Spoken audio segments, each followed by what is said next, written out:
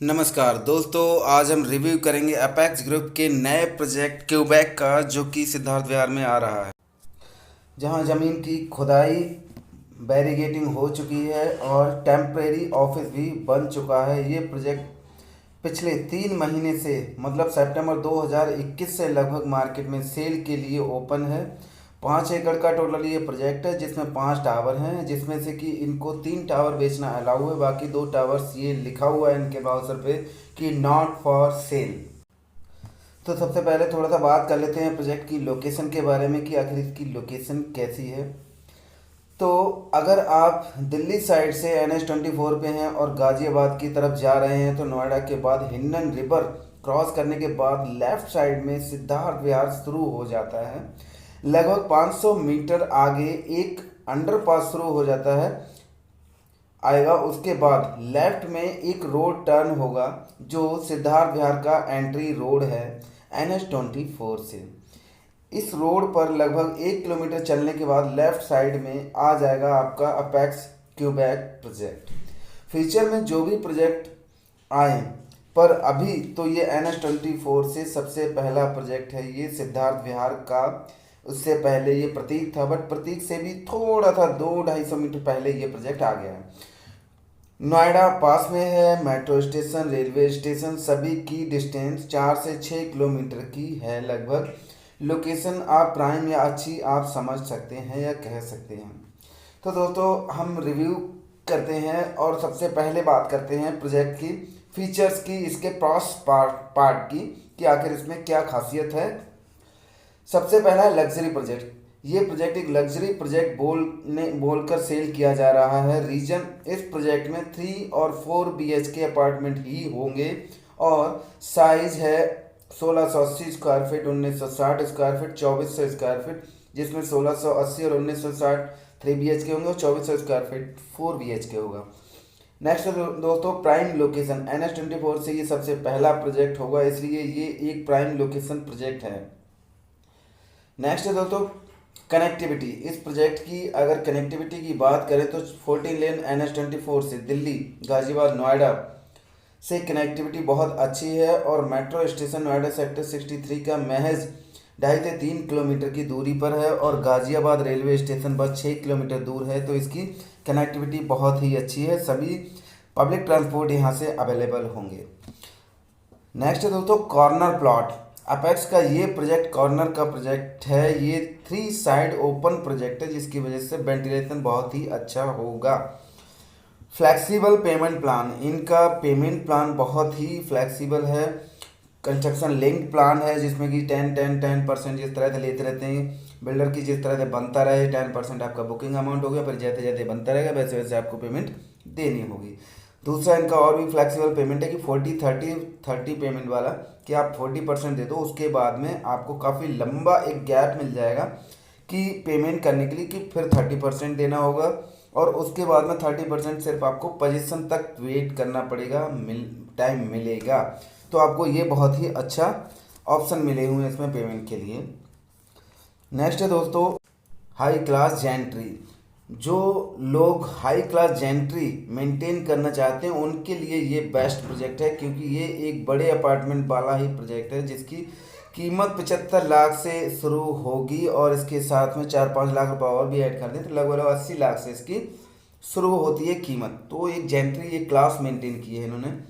Bank loan, ICICI, SBI, axis इस project को loan कर रहे हैं, फंडिंग कर रहे हैं। नेक्स्ट है दोस्तों लो डेंसिटी प्रोजेक्ट। ये प्रोजेक्ट एक लो डेंसिटी प्रोजेक्ट है। 5 टावर हैं, जो सिर्फ 3 टावर सेल के लिए हैं और इन 3 टावर्स में एक फ्लोर पर सिर्फ 4 फ्लैट हैं। G+31 मंजिल है। एक टावर में 3 या 4 लिफ्ट हैं।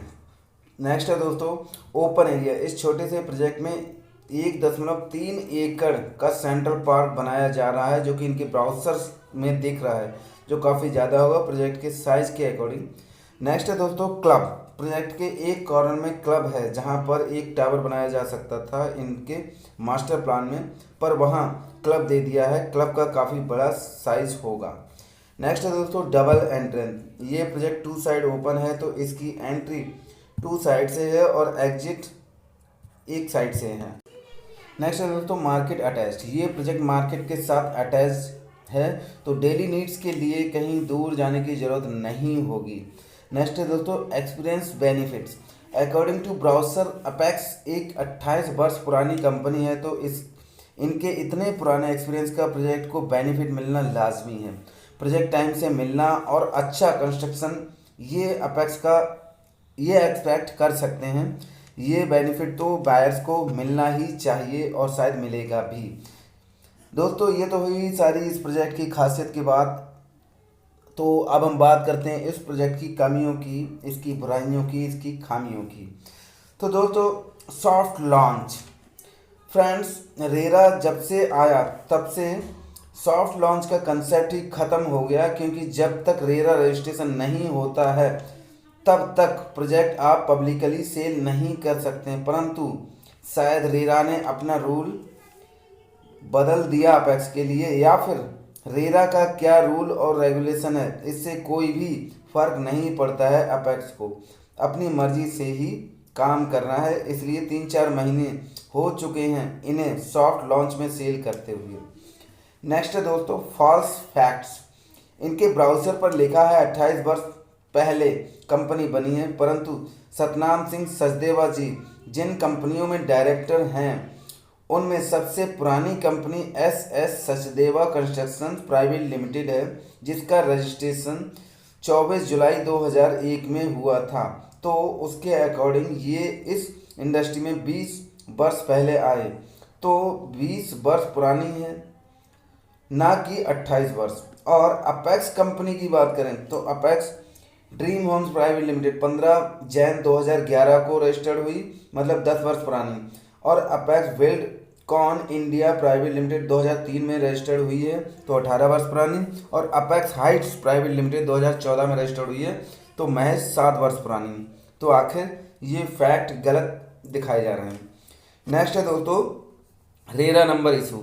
नॉर्मली रेरा में प्रोजेक्ट रजिस्टर्ड करने के लिए ऑनलाइन ही अप्लाई किया जाता है, और अप्लाई करने के 30 दिन तक रेरा को रेरा रजिस्ट्रेशन नंबर प्रोवाइड कराना होता है। और अगर ऐसा नहीं हुआ तो प्रोजेक्ट में कुछ चेंज होना है, कुछ प्रॉब्लम है। रेरा के अकॉर्डिंग ये प्रोजेक्ट उसके रूल्स एंड रेगुलेशन के को फुलफिल नहीं कर रहा है, इसलिए शायद इसका रेरा नंबर अभी तक जनरेट नहीं हुआ है। नेक्स्ट है दोस्तों Quebec is not apex project. Quebec apex के प्रोजेक्ट ही नहीं है, ये सतवोल्ट बिल्ड वर्ल्ड प्राइवेट लिमिटेड का प्रोजेक्ट है, जो कि 5 सितंबर 2018 में रजिस्टर्ड हुई है। नेक्स्ट है दोस्तों कॉरपोरेट ऑफिस। अपेक्स ग्रुप जो कि खुद को 28 वर्ष पुरानी कंपनी बताते हैं, इनका कॉरपोरेट ऑफिस कहाँ है? मैंने बहुत गूगल किया पर नहीं मिला। आखिर डायरेक्टर से मिलना हो तो कहाँ जाए? क्यूबेक के ब्राउज़र पर इंदिरापुरम का एड्रेस है, जहाँ पर द रियो प्रोजेक्ट बन रहा है। नेक्स्ट है दोस्तों पास्ट रिकॉर्ड। इनके ब्राउज़र और वेबसाइट पर डिलीवर्ड और ऑनगोइंग प्रोजेक्ट हैं, परंतु कहीं भी अपेक्स कोड का कोई भी जिक्र नहीं है, जो कि ग्रेटर नोएडा वेस्ट के सेक्टर 12 में SKA मैंसन के बराबर में है, क्योंकि वो प्रोजेक्ट इनके नाम को खराब कर देगा। नेक्स्ट दोस्तों 2 टावर्स नॉट फॉर सेल। पूरे प्रोजेक्ट में 5 टावर हैं और 2 टावर नॉट फॉर सेल। क्यों? इसकी क्या वजह है? कहीं ये वजह बायर्स को तो प्रॉब्लम नहीं दे सकती है, क्योंकि आने वाले वक्त में जो भी वजह है, अगर ये वजह कोई ऐसी वजह हुई जिसकी वजह से टावर्स के साथ साथ बायर्स को भी प्रॉब्लम हो जाए। नेक्स्ट है दोस्तों ओपन एरिया।